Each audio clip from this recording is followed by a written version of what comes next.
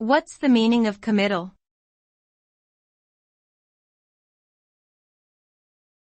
Committal.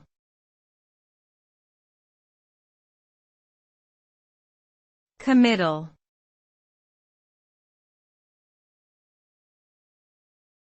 Committal.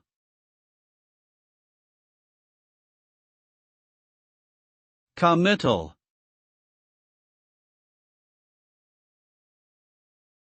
Committal refers to the act of officially sending someone or something to a particular place or state, often as a result of a legal process or decision.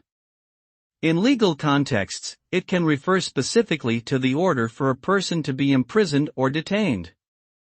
The result of a committal is typically that the person or thing in question is no longer free to move or act independently, and is subject to the conditions or restrictions specified by the authority responsible for their committal.